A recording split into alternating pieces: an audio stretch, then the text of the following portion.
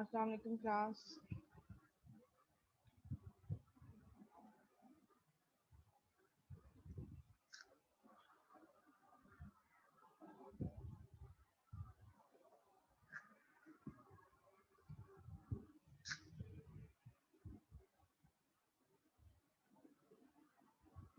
जी student, voice clear आ रही है बेटा?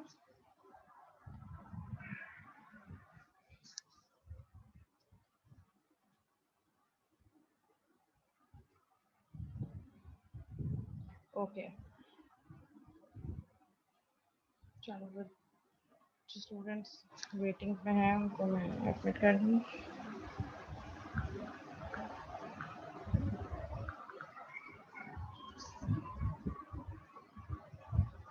ओके, मीनवाइल जब तक स्टूडेंट ज्वाइन करें, हम ज़रा अपनी कोर्स आउटलाइन को एक दफ़ा दोबारा से गो थ्रू कर लें। Whether we are going according to the course outline or not, ये हमारी कोर्स आउटलाइन है।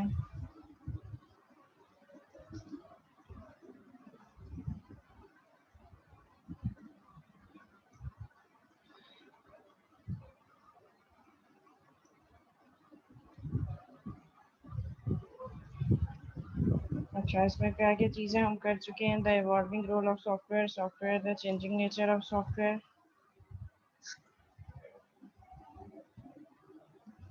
सॉफ्टवेयर प्रोसेस क्या होते हैं, फ्रेमवर्क एंड अम्ब्रेला एक्टिविटीज़ भी हम देख चुके हैं। सॉफ्टवेयर मिथ, सॉफ्टवेयर इंजीनियरिंग का process framework, waterfall, incremental process model, evolutionary models, specialised process model जो हमने रब पढ़ा था, यूनिफाइड प्रोसेस, और फिर उसी का advance version rational unified process हमने देखा था।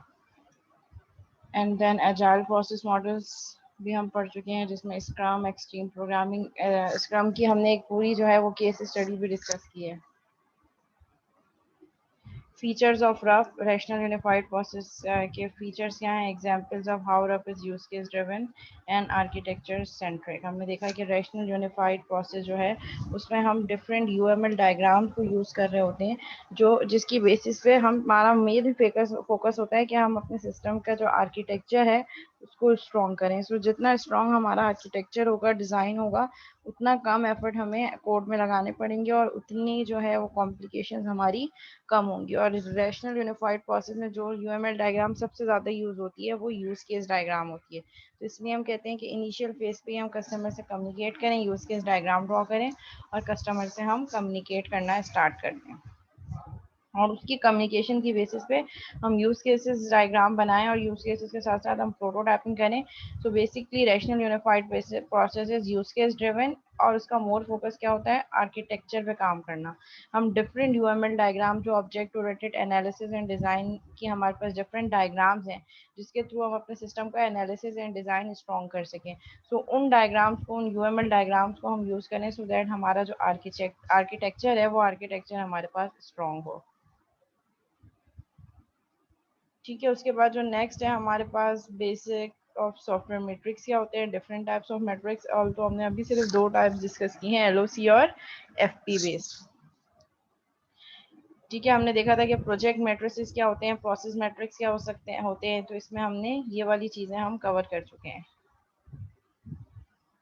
ठीक है, basis of software matrix, different types of matrix जो हमने process and project based matrix देखे थे, प्रोसेस एंड प्रोजेक्ट। ठीक है, हमने ये डिस्कस किया था कि प्रोसेस बेस्ड जो मैट्रिसेस होते हैं हमारे पास, वो लॉन्ग टर्म डिसीजन मेकिंग या स्ट्रेटेजी प्लानिंग के लिए यूज़ होते हैं, जबकि हमारे पास प्रोजेक्ट बेस्ड मैट्रिसेस जो होते हैं, जो ऑन गोइंग प्रोजेक्ट हमारा प्रोग्रेस कर रहा होता है, उस पर हम डिफरेंट कैलकुलेशंस अप्लाई करते हैं और उस इंफॉर्मेशन को as an historical information next आने वाले सिमिलर प्रोजेक्ट के लिए हम यूज़ करते हैं। और प्रोजेक्ट से रिलेटेड जो मैट्रिसेस होते हैं कि प्रोजेक्ट का कॉस्ट कितनी लग रही है, अब तक कितना टाइम है, तो वो हमें हेल्प आउट कर रहे होते हैं टेक्निकल डिसीजन मेकिंग में, मीन्स जो day to day operational level पे जो हम डिसीजन ले रहे होते हैं। ये भी हमने कवर कर लिया है। उसके बाद हमने देखा था यूज फॉर सॉफ्टवेयर मैट्रिक्स और software estimation, LOC and FP based examples. ये हमने लास्ट क्लास में यहाँ तक हमने कंप्लीट कर दिया। हमारे 8 सेशन हो गए अब तक टोटल। सिक्स है ये। ये 6 1 है।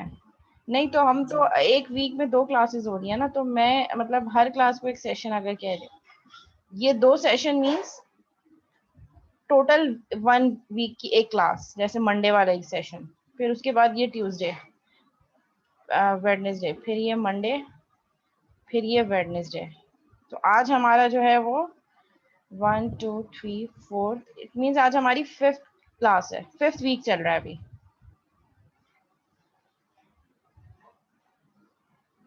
जी मिस, 5th वीक है। ठीक है।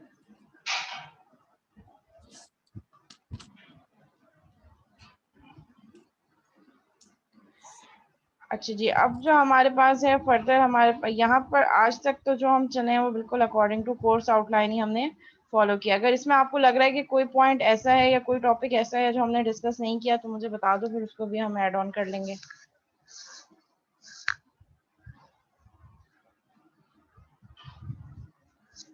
आई गेस हम बिल्कुल इसी सीक्वेंस से चले हैं और लेक्चर भी इसी के अकॉर्डिंगली ही हैं जो हमने फॉलो किए हैं। अच्छा, अब क्योंकि हम एलओसी और एफपी बेस्ड एस्टिमेशन और मैट्रिसेस पढ़ रहे हैं, तो यहाँ पे हमारे पास जो ये वाला चैप्टर है ये मिड टर्म से पहले ही है। ठीक है, आज मैं ये कवर करवाऊंगी इंट्रोडक्शन टू कोकोमो मॉडल, क्योंकि हम एलओसी और एफपी पढ़ के आए हैं तो हमें थोड़ा बहुत आइडिया एस्टिमेशन कैसे होती है, तो फिर मैं उसी को कंटिन्यू करूंगी। उसके बाद फिर मैं ये कोन ऑफ अनसर्टेनिटी डिस्कस करूंगी नेक्स्ट, हो सकता है आज की क्लास में, अगर टाइम मिल गया तो आज, नहीं तो नेक्स्ट क्लास में। और फिर उसके बाद मिड से पहले हम प्रोजेक्ट मैनेजमेंट डिस्कस करेंगे, क्योंकि प्रोजेक्ट मैनेजमेंट अभी टोटली बिल्कुल डिफरेंट है। तो अभी हम कॉस्टिंग एंड एस्टिमेशन पढ़ रहे हैं, तो फिर उसी के अकॉर्डिंगली हम एक और मॉडल आज पढ़ेंगे, कोकोमो, और उसके डिफरेंट टाइप्स। ये आज की क्लास में का हमारा एजेंडा है कि आज हम इंशाल्लाह ये कवर करेंगे, और फिर उसके बाद नेक्स्ट जो हमारी क्लास होगी उसमें ये हम डिस्कस करेंगे, और प्रोजेक्ट मैनेजमेंट मिड से पहले वाला लास्ट टॉपिक होगा हमारा। जी, यहाँ तक अगर कोर्स आउटलाइन से रिलेटेड कोई क्वेश्चन या कोई क्यूरी या कुछ डिस्कस आप करना चाह रहे हैं, आपको ऐसा लग रहा है कि कोई टॉपिक या कोई पॉइंट मिस हो गया है, तो आप लोग अपना फीडबैक दे दें मुझे।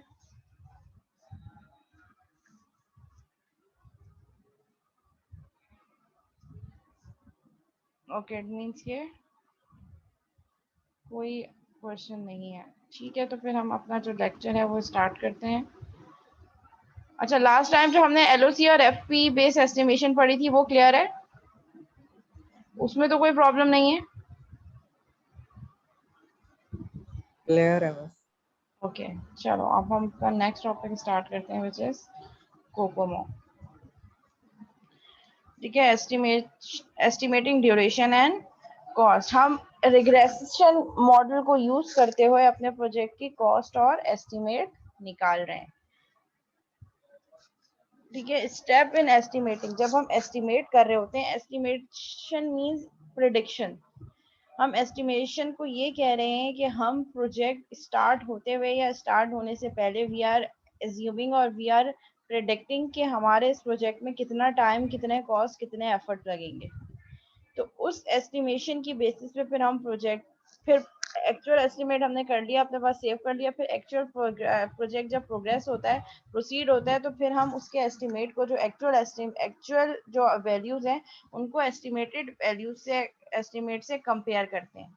अगर तो वो ठीक जा रहे, इट मीन्स कि हमारी प्रेडिक्शन और एस्टिमेशन सही है, और अगर वो ठीक नहीं जा रहे, इट मीन्स कि हमने कहीं कुछ प्रॉब्लम की है। तो फिर वो चीज़ें हमें, हम स्टार्ट में ये प्रॉब्लम बहुत ज़्यादा आएंगी, बहुत ज़्यादा डिफरेंसेस आएंगे एक्चुअल और एस्टिमेटेड में। लेकिन जैसे जैसे आप मेच्योर होते चले जाएंगे इन मेट्रिसेस का, आपको यूजेज पता चलता जाएगा कि कौन से सिनेरियो के लिए कौन सा मेट्रिक्स ज़्यादा एक्यूरेट वैल्यू दे रहा है और किसकी क्या लिमिटेशन है, और कौन से मेट्रिक्स के साथ हमें कौन सा मेट्रिक्स यूज करना चाहिए, तो हम बेटर एस्टिमेट कर सके। हमेशा ये चीज़ याद रखनी चाहिए कि कभी भी कोई एक मेट्रिक्स यूज नहीं होगा ओवरऑल एस्टिमेशन के लिए। You can use different matrices for different areas and different time period during the project development. Establish cost estimation objective। सबसे पहले तो आपने ये करना है कि आपने ये बताना है कि आपका ऑब्जेक्टिव क्या है। Why are you estimating? Estimation करने का आपका क्या ऑब्जेक्टिव है, आप एस्टिमेशन कर क्यों रहे हैं। ठीक है, हर चीज के कोई ना कोई गोल होते हैं, कोई एडवांटेज होते हैं, या कोई रीजन होता है जिसकी बेसिस पे आप वो चीजें कर रहे होते हैं। तो सबसे पहले तो आप ये डिटरमाइन करें कि आपका गोल क्या है behind this estimation, why you are estimating. Then develop a plan for estimation activities, plan for resources. फिर जब आपने ऑब्जेक्टिव बता दिया, गोल ये है कि हमारा ये एजेंडा है, ये ऑब्जेक्टिव है जिसको मीट करने के लिए हम एस्टिमेशन कर रहे हैं। लेट्स सपोज कि लास्ट टाइम जो प्रोजेक्ट था उसमें टाइम और कॉस्ट बहुत ज़्यादा लगा था जितना हमने सोचा था। तो अब हम इस प्रोजेक्ट की पहले एस्टिमेशन करेंगे और फिर हम देखेंगे कि डिफरेंस कहाँ पे आ रहा है, वेरिएशन कहाँ पे आ रही है, सो दैट हम उस चीज़ को, उस रूट कॉस्ट को आइडेंटिफाई कर सकें और कॉस्ट और time with in allocated cost and time हम उसको कंप्लीट करें, so that can be the objective. ठीक है, तो प्लान क्या बनेगा, जब आपने ऑब्जेक्टिव डिफाइन कर दिया उसके बाद आप ये डिफाइन प्लान करेंगे कि हमारी एस्टिमेशन हमने करनी कैसे, किस तरीके से करनी है, कितना टाइम देना है अपनी टोटल डेवलपमेंट में एस्टिमेशन को, और कौन कौन सी रिसोर्सेज जो है वो इस एस्टिमेशन की एक्टिविटी में इन्वॉल्व होंगी। Then clarify software requirements. Then आपको सॉफ्टवेयर रिक्वायरमेंट्स को क्लैरिफाई करना पड़ेगा क्योंकि उन्हीं की बेसिस पे आप एस्टिमेट करोगे। सो जब रिक्वायरमेंट क्लियर नहीं होंगी तो फिर एस्टिमेशन भी क्लियर नहीं होंगे। सो मैंडेटरी है कि आप अपने सॉफ्टवेयर रिक्वायरमेंट्स को कंप्लीट करें और फाइनलाइज करें। Explore as much detail as possible. जब आप एस्टिमेट कर रहे हो तो उसमें जितनी ज़्यादा डिटेल आपको मिलेगी उतनी ही वो आपके लिए हेल्पफुल होगी। ठीक है, जितनी कम डिटेल या जितना कम डाटा होगा उतने जो है वो लेस एक्यूरेट एस्टिमेट के चांसेस हैं, और जितना ज्यादा डाटा होगा, अगेन वो कहते हैं ना कि जब आपके पास, ये तो एक नॉर्मल फी टर्मिनोलॉजी अगर हम देखें कि जब हमारे पास ह्यूज अमाउंट ऑफ डाटा होता है तो उसकी बेसिस पे कैलकुलेशन करना और कोई फाइनल प्रेडिक्शन निकालना आसान होता है। ठीक है, लेकिन अगर मेरे पास डाटा कम है, रिसोर्सेज कम है, तो उस लेस डाटा में से मीनिंगफुल इंफॉर्मेशन ड्रैग करना बहुत मुश्किल है। तो आजकल वो जो डाटा माइनिंग का एक टर्म है वो भी ये कह रहा है कि we have a boom of data, means a huge amount of data. हमारे पास डाटा बहुत सारा है, अब हमें उस डाटा में से मीनिंगफुल इंफॉर्मेशन ड्रैग करनी है। तो जितना ज्यादा डाटा होगा उतने ज्यादा उस पर जो है वो पॉसिबल उसके कॉम्बिनेशन बन सकते हैं और बेटर रिजल्ट आ सकता है। सो जितना ज्यादा डाटा अवेलेबल हो आप उसको कैटर करने की कोशिश करें। Use several independent technique. Again वही चीज कि किसी भी एक चीज पे, टेक्निक पे आप रिलाय नहीं करेंगे। आप different techniques, different matrices, different formulas apply कर करके रिजल्ट देखेंगे। बेसिकली जो रिसर्च वर्क होता है, रिसर्च में क्या होता है, किसी भी चीज की कोई साइंटिफिक रिसर्च हो रही है, कोई इंजीनियरिंग बेस्ड रिसर्च हो रही है, तो उसमें क्या होता है कि डिफरेंट, अगर हम बात करें साइंस की तो उसमें डिफरेंट केमिकल रिएक्शन अप्लाई करके देखे जाते हैं। इसी तरह अगर हम इंजीनियरिंग की साइड पे करें तो वहाँ पे भी डिफरेंट जो है वो कॉम्बिनेशन ऑफ हार्डवेयर और सबको कॉम, तो यहाँ पे भी ये कि आप डिफरेंट इंडिपेंडेंट टेक्निक्स को अप्लाई करें और उनकी एक्यूरेसी को चेक करें कि कौन सा ज्यादा बेटर है। Compare, understand and iterate estimates. जो चीज आपने एस्टिमेट कर ली है उसको एक्चुअल से कंपेयर करें और उसको समझने की कोशिश करें कि अगर डिफरेंस आ रहा है तो क्यों आ रहा है, अगर सेम आ रहा है तो हम कहाँ पे ठीक थे, कहाँ पे क्या क्या हमने कोई चीज मिस आउट की है जिसकी वजह से एक्चुअल और जो एस्टिमेटेड उसमें बहुत डिफरेंस आ रहा है। And then iterate the estimate, और थ्रू आउट आप इसी तरीके से अपने एस्टिमेट्स को आइट्रेट करते रहेंगे।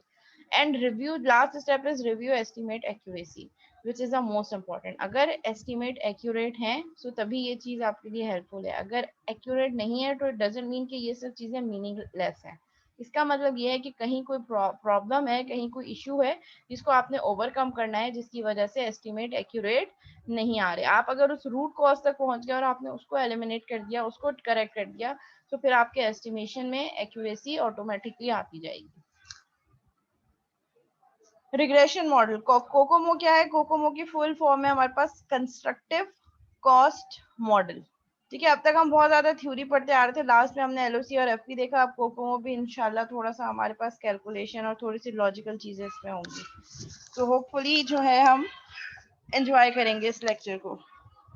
ठीक है, so COCOMO is basically is a regression model. Regression model mean, अगर हम रिग्रेशन मॉडल की बात करें तो कोई भी ऐसी चीज जिसके बैक एंड पे बहुत ज्यादा रिसर्च हुई हो, बहुत ज्यादा एनालिसिस हुए हो और उसकी बेसिस पे कोई फॉर्मूला ड्राइव हुआ हो, तो उसको हम कह रहे हैं रिग्रेशन मॉडल।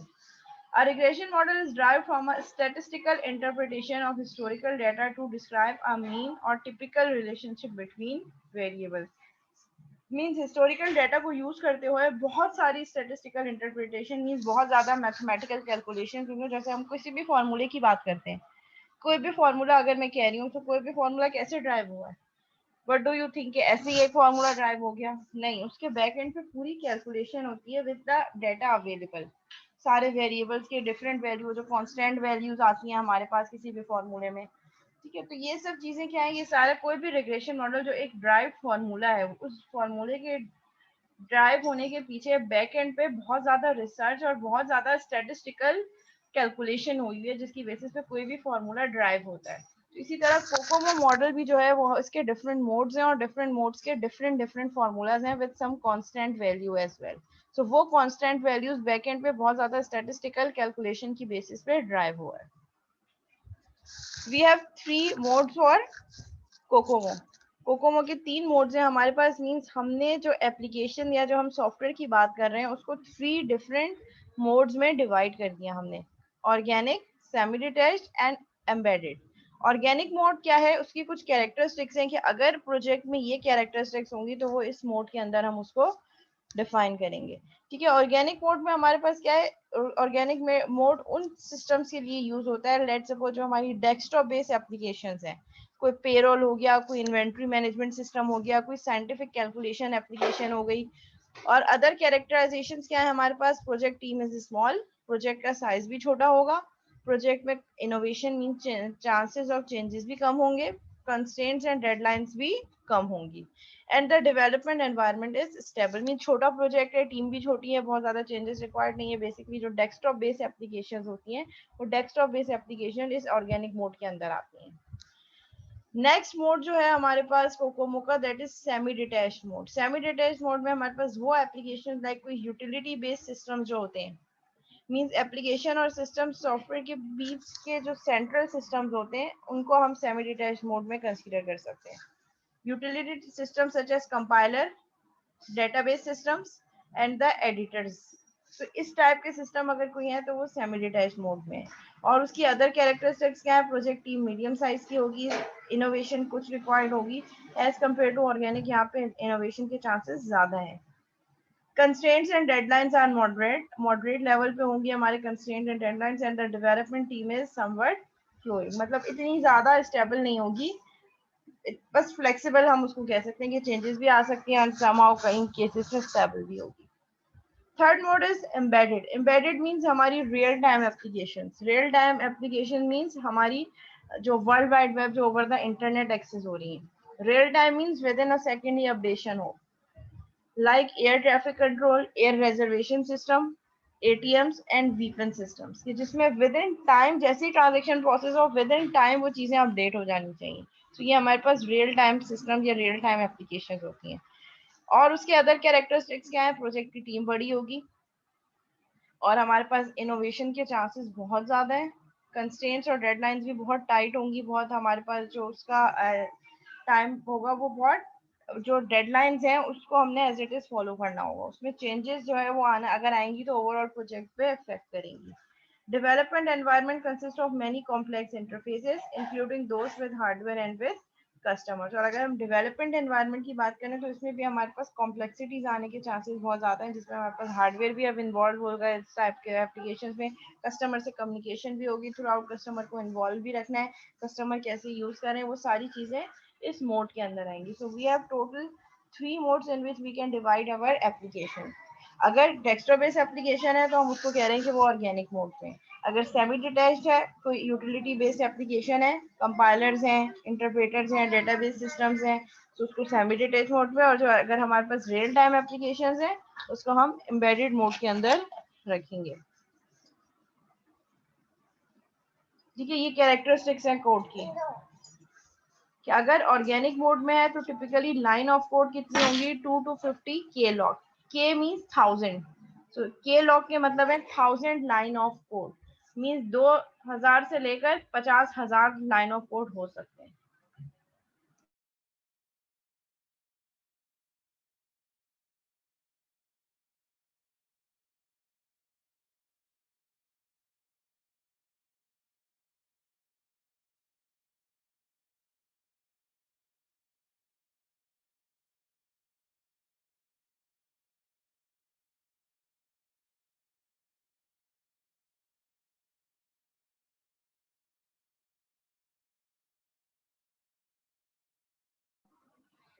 ठीक है, और हमारे पास क्या कैरेक्टरिस्टिक्स है, ऑर्गेनिक मोड में टिपिकली जो प्रोजेक्ट होते हैं यूजुअली उनका लाइन ऑफ कोड 2 से 50,000 लाइन ऑफ कोड हो सकता है, बट ये हम लाइन ऑफ कोड पे इतना ज्यादा मैटर नहीं करते, ये ज्यादा भी हो सकता है। ऐसा भी हो सकता है कि अगर एक सेमी डिटैच्ड मोड की एप्लीकेशन है और उसका जो साइज है प्रोडक्ट का वो हमारे पास 3,000 लाइन ऑफ कोड हो, लेकिन वो है सेमी डिटैच्ड में। सो लाइन ऑफ कोड इतना डिपेंडेंट नहीं होता जितने ये कैरेक्टरिस्टिक्स मैटर कर रहे होते हैं।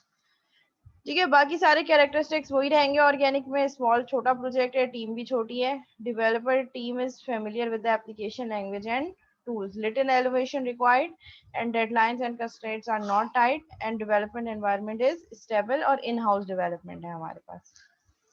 जबकि मोड अगर सेमी डिटैच्ड है तो इसमें टिपिकली 50,000 लाइन ऑफ कोड से लेकर 300,000 लाइन ऑफ कोड हो सकती है। K LOC means K represent 1000 and LOC line of code, so K LOC 1000 line of code. Medium team होगी, प्रोजेक्ट का साइज भी मीडियम होगा और ओवरऑल सारी चीजें हमारे पास मीडियम लेवल पे होंगी। अगर एम्बेडेड मोड है तो typically over 300,000 line of code हो सकती है। Large project require a larger team, और इसमें कंस्ट्रेंट्स भी बहुत सारे होंगे, जाहिर है क्योंकि प्रोजेक्ट बड़ा है तो लिमिटेशन और कंस्ट्रेंट बहुत ज़्यादा होंगे, इनोवेशंस बहुत ज़्यादा आएंगी और complex hardware and customer interfaces required होंगे हमें। ये तो हमारे पास हो गए मोड्स।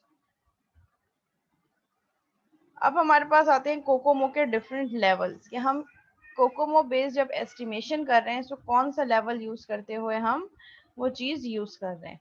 सो बेसिक लेवल के लिए हमारे पास क्या चीजें चाहिए होंगी, दो चीजें रिक्वायर्ड होंगी कैलकुलेशन करने के लिए।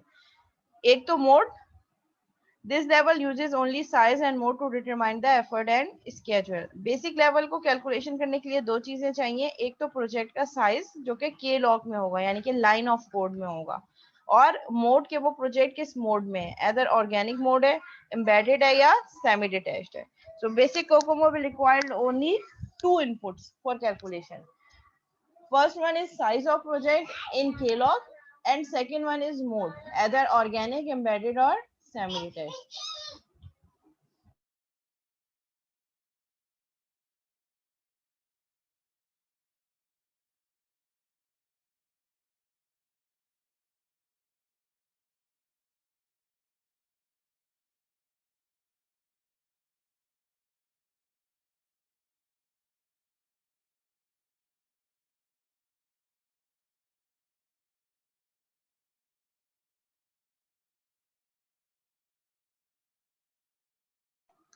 It is useful for fast rough estimates of small to medium size projects. अगर प्रोजेक्ट का साइज छोटा है और जो है वो लिमिटेशंस कम है तो उसके लिए ये बेसिक लेवल जो है कोकोमो का ये फास्ट हमारे पास है, जो फास्ट कैलकुलेशन करके हमें रिजल्ट दे देगा। Next we have intermediate level. Intermediate level क्या कर रहा होगा, इसको तीन इनपुट चाहिए होंगे, साइज भी चाहिए होगा, मोड भी चाहिए होगा, यानी कि वो दो चीजें जो बेसिक कोकोमो को रिक्वायर्ड है वो इसको भी रिक्वायर्ड होंगी, और इसके अलावा 15 एडिशनल वेरिएबल्स जिसको हम EAF कह रहे हैं, एफर्ट एडजस्टमेंट फैक्टर भी हम उसको कह सकते हैं, और एनवायरमेंटल एडजस्टमेंट फैक्टर भी हम कह रहे हैं। जैसे हमने FP में पढ़े थे एडजस्टमेंट फैक्टर, अगर आपको याद हो, समीशन ऑफ FI, कि जो 14 क्वेश्चंस थे उन 14 कुछ हमारे पास जो है वो पॉइंट्स है जिनको हम रैंक कर रहे थे। यहाँ पे हमारे पास कोकोमो में 15 एडजस्टमेंट फैक्टर्स हैं जो इंटरमीडिएट कोकोमो को रिक्वायर्ड होंगे, जिसमें प्रोजेक्ट का साइज इन टर्म ऑफ के लॉग, प्रोजेक्ट का मोड कि अदर ऑर्गेनिक है, सेमी डिटैच्ड है या एम्बेडेड है, और उसके अलावा ये 15 एडिशनल वेरिएबल्स का भी सम चाहिए होगा जिसकी बेसिस पे वो प्रोजेक्ट की वैल्यू को कैलकुलेट कर सके। क्योंकि अगर हम सिर्फ बेसिक की बेस पे कैलकुलेशन कर रहे हैं तो उसमें कॉस्ट एक्यूरेसी नहीं आ रही, क्योंकि हम और अदर जो फैक्टर्स हैं प्रोजेक्ट के साथ, हम सिर्फ साइज और मोड पे बात कर रहे हैं, हम और फैक्टर्स को जो है वो अपनी कैलकुलेशन में एड ऑन नहीं कर रहे। तो वो एक्यूरेसी लाने के लिए we can use this 15 additional variables to determine efforts. Detail level हमारे पास क्या है, इंटरमीडिएट कोकोमो की बेसिस पे ही बना है, by introducing the additional capabilities of phase sensitive effort multipliers and a 3 level product hierarchy. The intermediate level may be tailored to phase and product level to achieve the detailed level. An example of phase sensitive effort multipliers would be consideration of memory constraints when attempting to estimate the code or testing phases of a project. At the same time, though memory size may not affect the effect or cost of the analysis phase, this will become more obvious after the effort multipliers. Phase sensitive multipliers are generally reserved for use in mature organizations and require the use of an automated tool. ठीक है, वो कह रहे हैं कि intermediate COCOMO को ही हम जब फेस सेंसिटिव में ट्रांसफॉर्म कर देते हैं तो वो हमारे पास डिटेल्ड लेवल कोकोमो बन जाता है, जिसमें हम और फैक्टर्स को भी ऐड करते हैं जो हमारे पास फेस सेंसिटिव एफर्ट मल्टीप्लायर्स हैं, उनको भी हम अपने डिटेल लेवल में कंसीडर करेंगे। लाइक मेमोरी कंस्ट्रेंट क्या है हमारे पास, ठीक है, अगर हम टेस्टिंग और कोडिंग कर रहे हैं तो उसमें मेमोरी से रिलेटेड हमारे पास क्या कंस्ट्रेंट है, ठीक है। अगर मेमोरी साइज हमारा अफेक्ट नहीं करेगा ऑफसेट और कॉस्ट को, तो फिर एनालिसिस फेज मतलब हम हर फेज में डिफरेंट फैक्टर्स को माइंड में रख रहे हैं कि जब हम प्रोजेक्ट की प्लानिंग कर रहे हैं तो कितनी मेमोरी रिक्वायर्ड होगी, डेटाबेस कितना चाहिए होगा, एनालिसिस मतलब फेज टू फेज हम कह रहे होंगे कि हमें बाकी और जो एडिशनल फैक्टर्स हैं उनकी रिक्वायरमेंट उस पर्टिकुलर फेज में रहते हुए कैसे होगी। सो डिटेल्ड कोकोमो इंटरमीडिएट कोकोमो को यूज करते हुए phase sensitive effort multiplier use कर रहा होता है, मतलब अब अभी हम जिस करंट फेज में उसके अकॉर्डिंगली हम डिटरमाइन करें कि हमारे पास और जो एडिशनल फैक्टर्स हैं एडजस्टमेंट फैक्टर्स उनकी रिक्वायरमेंट हमें कब कब कहाँ कहाँ कैसे हो सकती है। और यूजुअली ये जो डिटेल लेवल है ये कहाँ यूज हो रहा होता है, आपके पास उन ऑर्गेनाइजेशन में यूज होता है जो मेच्योर ऑर्गेनाइजेशन होती हैं, जिनके पास ह्यूज अमाउंट ऑफ डाटा भी होता है और डिफरेंट मैट्रिसेस को वो यूज करके इन डिटेल्ड कोकोमो लेवल्स को यूज करते हुए ऑटोमेटेड टूल्स की बेसिस पे इन जो है वो कोकोमो मॉडल को यूज कर रही होती हैं। जी, यहाँ तक कोई सवाल, कोई क्वेश्चन?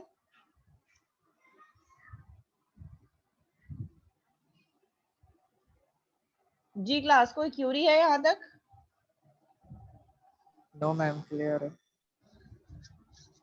ठीक है, डिटेल की फर्दर जो है वो डेफिनेशन है, 3 level product hierarchy consist of system, sub system and modules much like the arrangement of a WBS work breakdown structure की तरह आपने एप्लीकेशन बना दी। वर्क ब्रेकडाउन स्ट्रक्चर क्या होता है, जिसमें आपने अपने प्रोजेक्ट को डिफरेंट जो है वो टास्क में ब्रेक कर दिया कि फर्स्ट हम क्या करेंगे फिर सेकंड क्या करेंगे, एक basically WBS work breakdown structure जिसमें आप अपने अपनी एक्टिविटी और टास्क को ब्रेक कर दिया और वो एक फ्लो चार्ट की फॉर्म में आप दिखा रहे होते हैं। Large project may be decomposed into at least 3 levels so that each of the cost driver introduced in the intermediate COCOMO is assigned to that level likely for be most influenced by variation in the cost driver। ठीक है, वो कह रहे हैं कि यहाँ पे अगर हमारे पास जो बड़े प्रोजेक्ट्स हैं, जो ह्यूज प्रोजेक्ट्स हैं, उनको हम 3 लेवल की हायरार्की में ब्रेक करते हैं। First one system, second one उसका सब सिस्टम एंड थर्ड उसके मॉड्यूल। तो हमने अपनी एक एप्लीकेशन को 3 लेवल प्रोडक्ट हायरार्की में ब्रेक कर दिया, जहाँ पे फर्स्ट सिस्टम इटसेल्फ, सिस्टम के अंदर उसके सब सिस्टम होंगे और सब सिस्टम के अंदर मॉड्यूल्स होंगे। जैसे कि मैं कह रही हूँ कि मेरे पास एक सिस्टम है हॉस्पिटल मैनेजमेंट सिस्टम। अब हॉस्पिटल मैनेजमेंट सिस्टम के जो सब सिस्टम होंगे, सब सिस्टम क्या हो सकते हैं हमारे पास हॉस्पिटल मैनेजमेंट सिस्टम के? हमारे पास पेमेंट हो सकते हैं, एक सब सिस्टम जिसमें पूरी ओवरऑल हॉस्पिटल की पेमेंट, किसको हम कितनी सैलरी दे रहे हैं, किससे हम फीस कैलकुलेशन कितनी है, डॉक्टर्स का कमीशन कितना है, जो पेशेंट आ रहे हैं डॉक्टर का फीस स्ट्रक्चर क्या रखना है, और जो पेशेंट से कलेक्शन हो रही है लैब टेस्ट की क्या कैलकुलेशन है, वो सारी चीजें पेमेंट का एक सब सिस्टम। और उसके अंदर फिर हमारे पास डिफरेंट मॉड्यूल्स आएंगे। तो इसी तरीके से हमारे पास डिफरेंट, अब अगर मैं कीट मैनेजमेंट कीट की बात करूं, तो कीट के अगर मैं मैनेजमेंट सिस्टम की बात करूं तो उसमें अलग अलग सब सिस्टम हो सकते हैं। सब सिस्टम क्या हो सकते हैं, employee management system, student management system, एक ही सिस्टम के अंदर multiple sub system. Employee management system में एम्प्लॉय की हायरिंग, उनकी सैलरी कैलकुलेशन, उनको पेमेंट, उनके बोनसेस, ये सब चीजें होंगी। स्टूडेंट मैनेजमेंट सिस्टम में स्टूडेंट ने कौन कौन से कोर्सेज में रजिस्टर करवाया, उनकी ग्रेडिंग। अब फिर इन सब सिस्टम के अंदर अलग अलग मॉड्यूल्स होंगे। एम्प्लॉय मैनेजमेंट सिस्टम में एम्प्लॉय की सैलरी, फिर ट्रेनिंग एंड सर्टिफिकेशन, अलग अलग मॉड्यूल्स। तो डिटेल लेवल क्या कह रहा है कि आप अपने प्रोजेक्ट पे एक साथ कोकोमो अप्लाई करने के बजाय आप अपने प्रोजेक्ट को 3 डिफरेंट हायरार्की में ब्रेक करें और उसके बाद फिर इंटरमीडिएट कोकोमो का जो आपने एफर्ट कॉस्ट ड्राइवर है उसको आप जो है वो उन तीनों उसमें जो है वो कैलकुलेट करते हुए अलग अलग प्रोजेक्ट की, मतलब जो अलग अलग सिस्टम है उनकी कॉस्ट निकालें। For example an engineer language experience में apply only at the module level. अब हमें कॉस्ट लेवल के हमने 15 फैक्टर्स निकाले हैं। अब ये हमें डिटेल लेवल क्या कह रहा है कि वो जो इंटरमीडिएट कोकोमो है वो ओवरऑल प्रोजेक्ट पे एप्लीकेबल है, वो 15 फैक्टर्स। तो हम क्या करें, हम अपने प्रोजेक्ट को 3 उसमें ब्रेक कर दें और उन कॉस्ट ड्राइवर में से जो जो चीजें अप्रोप्रिएट हों जिस हायरार्की में, हम उस पर वो कॉस्ट ड्राइवर यूज करें। जैसे कि ये एग्जांपल कह रहे हैं कि अगर एक इंजीनियर की लैंग्वेज है कि उसको उस लैंग्वेज का कितना एक्सपीरियंस है, तो उससे related cost driver module level पे एप्लीकेबल होगा, क्योंकि मॉड्यूल पे जब वो मॉड्यूल इंप्लीमेंट होगा तभी वो कोडिंग करेगा। एम्प्लॉय मैनेजमेंट सिस्टम में हम अगर इंजीनियर के एक्सपीरियंस वाला कॉस्ट ड्राइवर लगा देंगे तो हमारे पास रिजल्ट इतने एक्यूरेट नहीं आएंगे। एंड एनालिस्ट कैपेबिलिटी में अप्लाई एट अ सब सिस्टम लेवल। अब जब हम सब सिस्टम डिफाइन कर रहे हैं, अपने मेन सिस्टम को सब सिस्टम में ब्रेक कर रहे हैं, एनालिस्ट की कैपेबिलिटी वहां रिक्वायर्ड होगी कि वो किस तरीके से आपकी एप्लीकेशन को सब सिस्टम में ब्रेक कर रहा है, यानी कि वो एनालिसिस कैसे कर रहा है। तो उससे रिलेटेड कॉस्ट ड्राइवर उसी फेज में सब सिस्टम वाली हायरार्की पे यूज होगा। अगर मैं उसको मॉड्यूल और सिस्टम वाले पे भी करूंगी, कर सकती हूँ, तो उससे मुझे लेकिन एक्यूरेसी नहीं आएगी। तो डिटेल लेवल क्या कह रहा है कि इंटरमीडिएट कोकोमो के जो 15 कॉस्ट ड्राइवर्स हैं, जो 15 फैक्टर्स हैं, उनको आप प्रोडक्ट को अपनी जो है प्रोजेक्ट को 3 फेजेस में डिवाइड करें और उन कॉस्ट ड्राइवर्स को जो जिस फेज में एप्लीकेबल है वहीं लगाएं, पूरे प्रोजेक्ट में ना लगाएं। तो ये चीज हमारी डिटेल कोकोमो हमें एक्सप्लेन कर रही है। अच्छा जी, क्लास अटेंडेंस ले रही हूँ, जिसका नेम कॉल करूँ वो चैट पे अपनी आईडी जो है वो है स्टूडेंट आईडी सेंड कर दें। सैयद मोहम्मद अली नकवी, सैयद मोहम्मद अली नकवी, फवाद महमूद सिद्दीकी, फैजान कुरैशी, मोहम्मद हसान अहमद, मोहम्मद हसान अहमद, शाहजेब अजहर। शाहजेब का कोर्स ड्रॉप हो जाएगा 1 2 3 4 5 6 7 7 एब्सेंट लग जाएगी, लग गई उनकी आज की। अब्दुल हादी, अब्दुल हादी, ताहिर हुसैन, सैफुल्ला अब्दुल सत्तार, मोहम्मद साद, हाफिज एहसन फारूकी, हाफिज एहसन फारूकी, फसी अमजद, प्रेजेंट मैम, सॉरी एक सेकंड मैम। मोहम्मद फहद, सबीन जफर, सबीन जफर, तलहा खान, तलहा खान, पलवशा रमजान, हारिस रहमान, मुबशिर अहमद खान,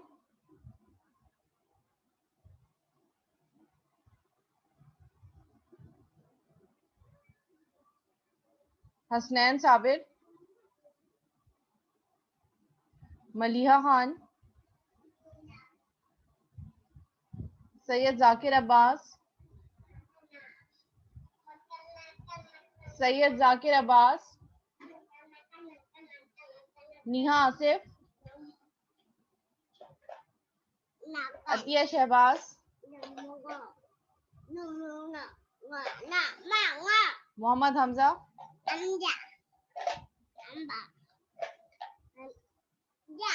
बाबा कहाँ है? बाबा के पास जाओ। बाबा बैठे हैं।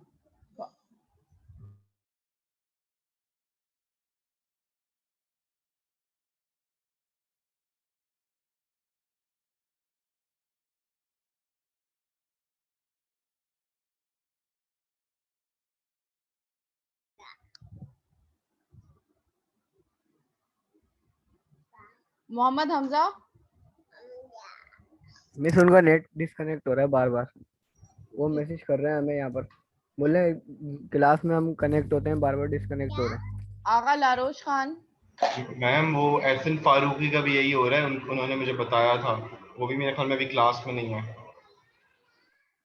उबैद खान, गुलाम मुर्तजा,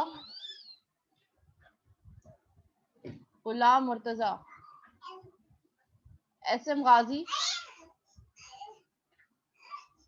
सैयद मोहम्मद रजा,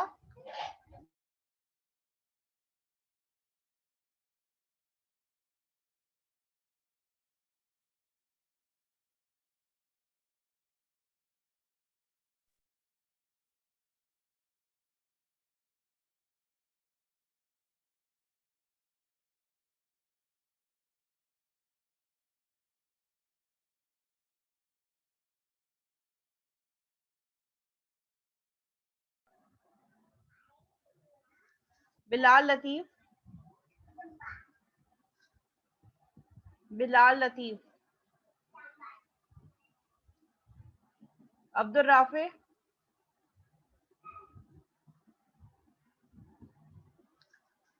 अब्दुल राफे, खान कैसर, खान कैसर, सैयद उजैर अली, सैयद उजैर अली,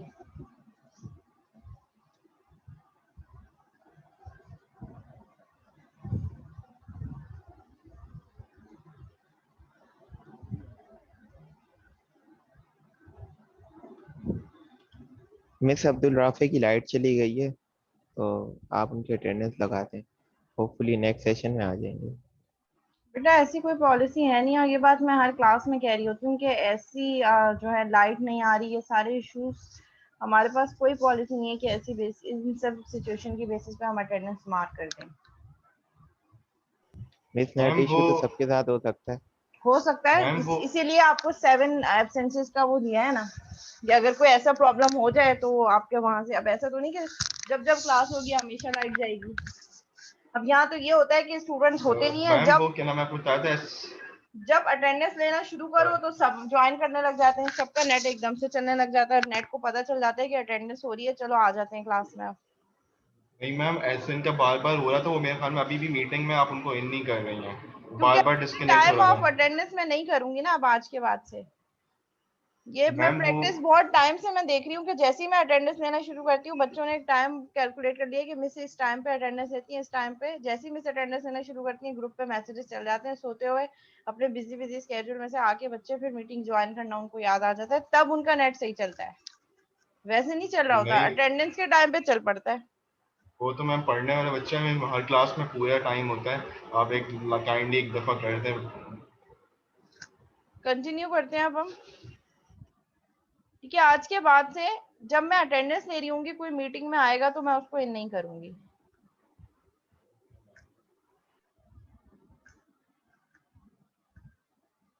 ठीक है, ये हमारे पास 3 लेवल्स हैं कोकोमो के, इन 3 लेवल से रिलेटेड अगर कोई क्वेश्चन है तो पूछ लें, नहीं तो फिर नेक्स्ट मीटिंग हम फौरन ज्वाइन करेंगे।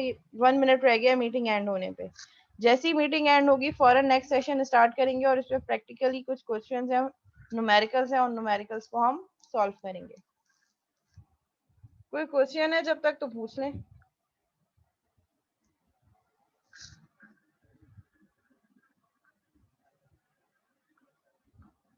मैम ये डिटेल की समरी बता दें थोड़ी सी। डिटेल की समरी ये है कि डिटेल लेवल हमें ये कह रहा है, इंटरमीडिएट क्या कह रहा है, इंटरमीडिएट को 3 चीजें चाहिए, प्रोजेक्ट का साइज, उसका मोड कि वो किस मोड में है, और वो 15 एडिशनल वेरिएबल जो एनवायरमेंटल फैक्टर्स हैं। अब वो environmental factors 15 different environmental factors क्या है, मेमोरी कितनी चाहिए, एनालिस्ट की कैपेबिलिटी कितनी है, इंजीनियर का एक्सपीरियंस कितना है, डेटाबेस का साइज कितना होगा, स्पीड कितनी चाहिए होगी सिस्टम की, सिक्योरिटी कितनी चाहिए होगी, तो वो उन सबको कैलकुलेट करके पूरे प्रोजेक्ट में लगा रहा है वो 15 वेरिएबल्स। जबकि डिटेल लेवल क्या कह रहा है, आप अपने